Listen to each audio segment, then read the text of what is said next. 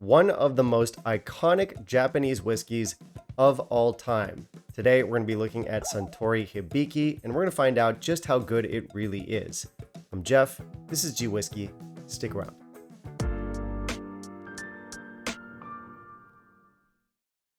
Welcome to Monthly Malternatives, where the lights are blue and I talk about non-single malts. Today, we are looking at Suntory Hibiki Japanese Harmony, which is a very famous blend. In fact, I might go so far as to say this is the most famous blend.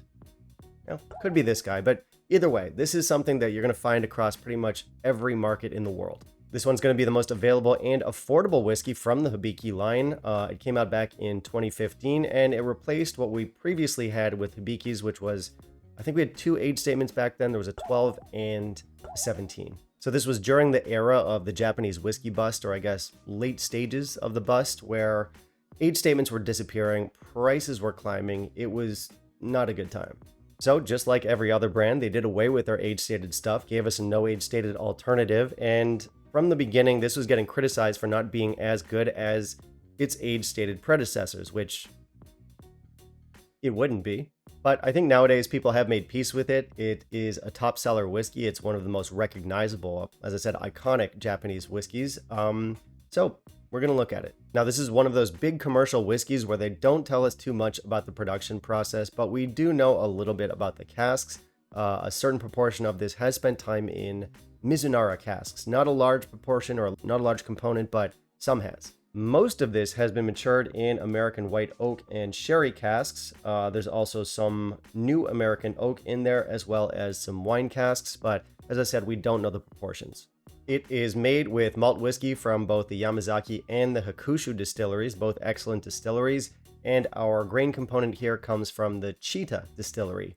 And that's about all we know for the technical stuff. Speaking personally, I do like the Hibiki line. I have fond memories of the old age-stated stuff, especially the 17. That was a beautiful whiskey. But this one here, the Japanese Harmony, I've only ever had one bottle to myself. This bottle is not even mine. It was lent by a friend. Thank you, Matt. But yeah, I do remember enjoying it, but that was a very long time ago. So we'll see where I land on it today. Let's not waste any more time. Let's jump into our review.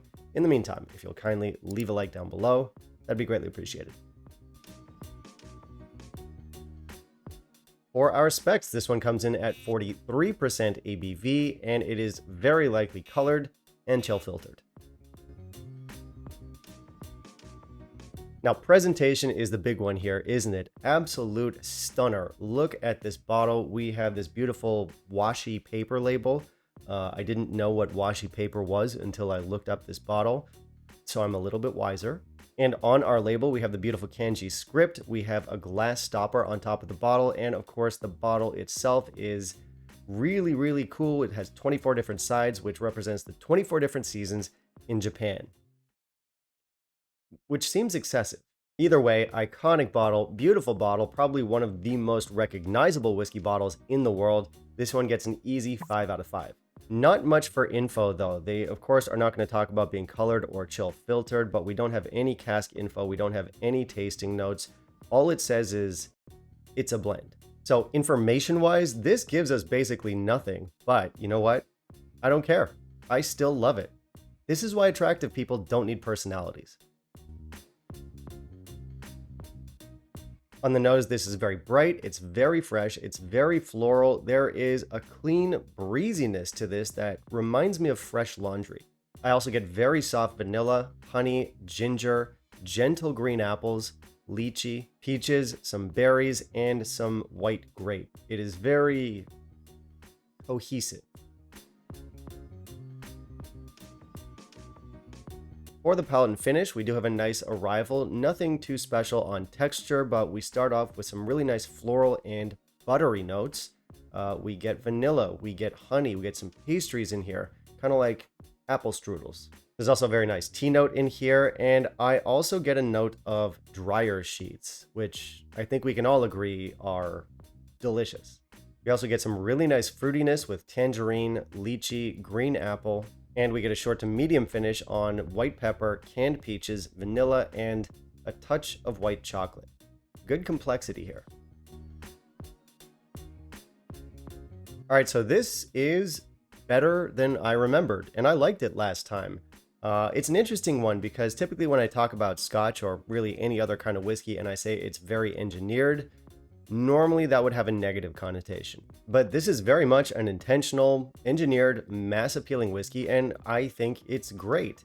Not just because it gives us pretty good complexity, but go back and listen to some of those tasting notes. There's some cool stuff in here. I love the gentle tea notes, the lychee notes, the ginger beer, strudels, dryer sheets.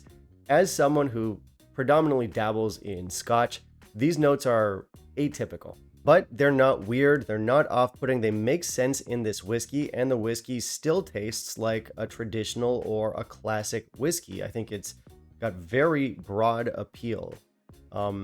Yeah, Harmony is a good name for this. I think it's something that most whiskey drinkers could easily get behind. If I were to describe this whiskey in 3 words, it would be fruity, floral, and buttery. And if I were to add a 4th word, it would be elegant. And if I added a 5th word, it would be balanced. You know what? I probably should have just started with 5 from the beginning. Anyway, this is good. It's nothing like epic or amazing. It's not going to blow you away, but it's really solid. And considering how mass-produced and available this is, the fact that they've managed to make it and keep it this interesting is impressive.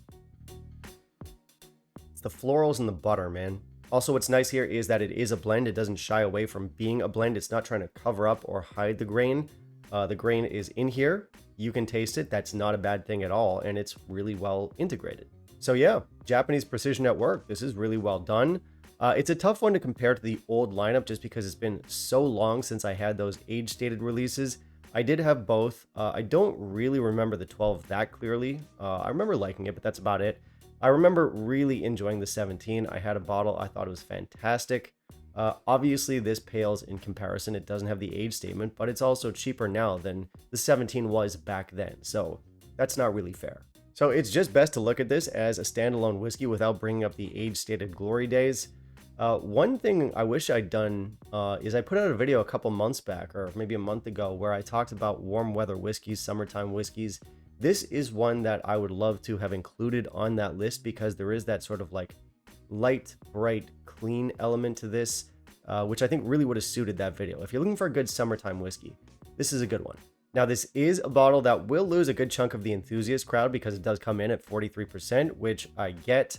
But I'm actually okay with a lot of whiskeys at 43%. It took me a long time to make peace with 43% whiskeys.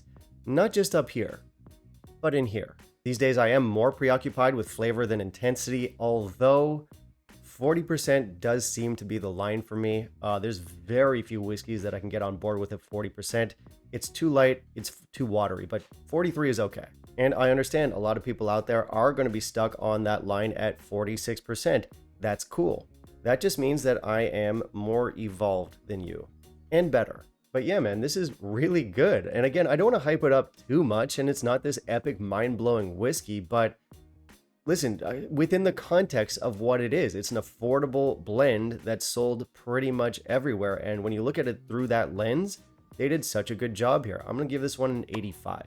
So it is one I'd recommend, especially if you're a fan of, let's say, lighter Highland-style whiskeys or maybe kind of buttery whiskeys. Think maybe Old Pulteney, to a certain degree, Glenglassaugh, a little bit in that direction, but slightly more delicate, slightly more restrained. So if you like that style, definitely go for this one. Now, before we jump into value, I do want to say a quick thank you to all my channel members and all my patrons, guys. Thank you very much for the support. And if you want to help out, I've got Patreon and PayPal linked down below. Every little bit helps. This channel is all me, from the scripting, the shooting, the editing. It's a one-man show, so any contribution is greatly appreciated. And now let's talk about value. So value is good on this one now. Up until recently, I would say maybe about a year ago, in my market, this was substantially more expensive, to the point that I didn't buy it. This was over 100 US here in Taiwan. And for that, it wasn't worth it. But nowadays, I can get it for under 65 US, which I think is much more reasonable, and I definitely think it is worth that money. Now, Japanese whiskey prices can be all over the board, and they're often too high, so I don't know how much this one will sell for in your market, but as long as it's something reasonable, I do think it's worth a go. And that brings us to the end of the video, guys. Thank you very much for watching. As I said earlier, Patreon and PayPal down there. There's a bunch of patrons over there. If you have ideas, thoughts, or recommendations for reviews, you can put them down in the comments below, and I will keep them in mind for my upcoming videos. We'll see you in the next one. Bye, guys.